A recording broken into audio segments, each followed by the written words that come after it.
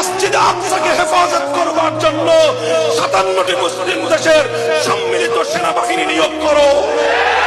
যদি মুসলমানরা আজ এই পদক্ষেপ নিতে পারে, ইনশাআল্লাহ জেরুজালেম ইসরায়েলের রাষ্ট্র। على عهدي على ديني على أرض تلاقيني أنا لأهلي أنا فديهم أنا دمي فلسطيني فلسطيني فلسطيني أنا دمي فلسطيني। আসসালামু আলাইকুম। তো এখানে দেখতে পাচ্ছেন অনেক মানুষের আনাগোনা।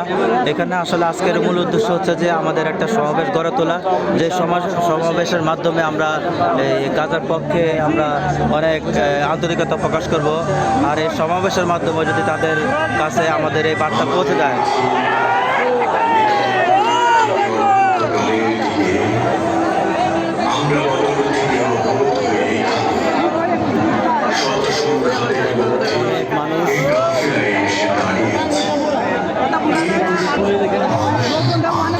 কত লক্ষ লক্ষ মানুষ আজকে এখানে যোগ দিয়েছে তা বলার বাহিরে। তো আমরা এখন একজন কাছ থেকে জানবো যে আমরা আসলে এখানে কেন এসেছি।